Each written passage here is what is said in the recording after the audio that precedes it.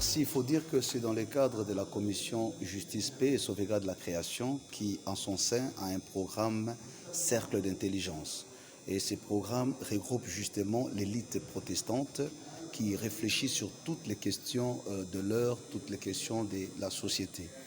Et puisqu'il y a une question de l'heure dont l'enjeu est majeur, notamment la question autour de la CENI, c'est comme ça que l'Église a réuni, sur demande du président de l'Église de Christ au Congo, cette élite protestante en vue de réfléchir sur les options plausibles à mettre sur table.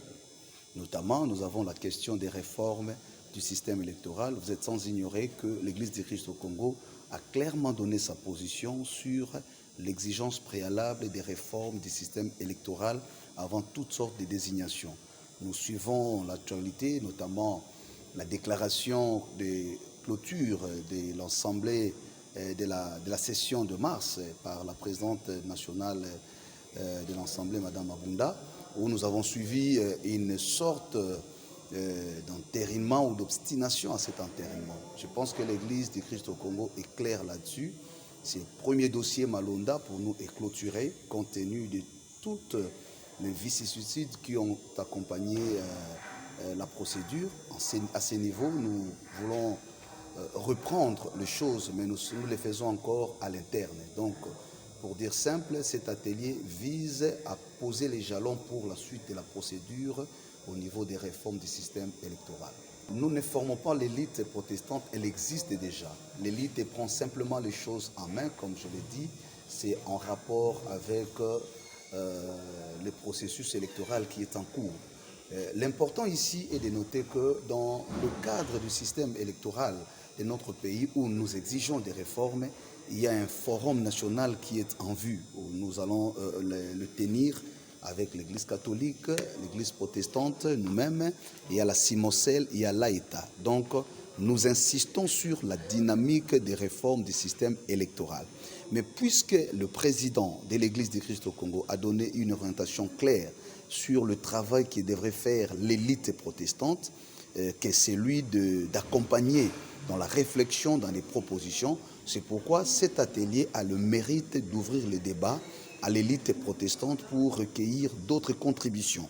Mais le plus important, comme je l'ai dit, c'est ce forum qui est en vue. Mais au-delà du forum, rappelez-vous aussi que l'Église du Christ au Congo en appelle aux discussions, aux concertations.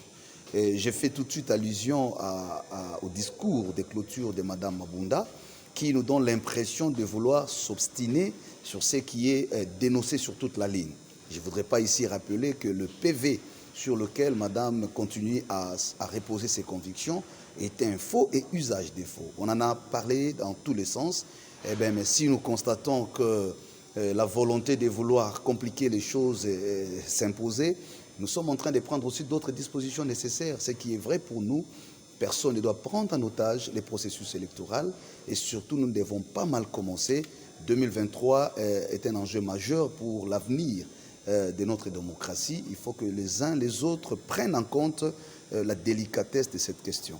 Nous avons d'une part remercié le chef de l'État pour sa sagesse de ne pas avoir permis de prendre une ordonnance sur la base d'infos. Ça nous a beaucoup réjouis. L'Église du Christ au Congo a dit tous ses remerciements. Mais en même temps, nous demandons au chef de l'État de continuer dans la même lancée. Et puis, pour nous, comme je l'ai dit, c'est une question tournée, c'est une page tournée. Cette histoire ne peut jamais et en aucun cas, l'ECC permettra à ce que la démocratie soit bâtie sur un fondement de mensonges, parce qu'il faut le dire clairement, il n'y a jamais eu de vote, il n'y a jamais eu de PV, on ne peut pas aller confectionner un PV en dehors des cadres légaux, à l'absence de ceux qui ont présidé la réunion et dont on a altéré toute la vérité. Je crois que c'est grave, on ne devrait même pas avoir ces débats sur la place publique, ça fait la honte. Je rappelle ici que l'Assemblée nationale devrait faire preuve de la substance de sa moralité. Vous savez, c'est là où on prend des lois. Dans une loi, il y a la dimension morale de la loi. Donc, si déjà on commence à enfreindre à la moralité publique qui caractérise l'Assemblée nationale, c'est inquiétant pour l'avenir de notre République. Mais nous n'allons pas nous laisser faire, comme je l'ai dit, et c'est clair pour nous, les carottes ne sont pas cuites. La procédure est en train de reprendre. Et la reprise de cette procédure exige que nous allions aux réformes. Et puisque l'option des réformes ne fait plus l'ombre des doutes pour nous, c'est comme ça que l'élite protestante est engagée. Mais aussi pour faire comprendre à l'opinion, ce n'est pas l'affaire personnelle du président de l'Église du Christ au Congo, c'est l'affaire de l'Église institutionnelle ECC.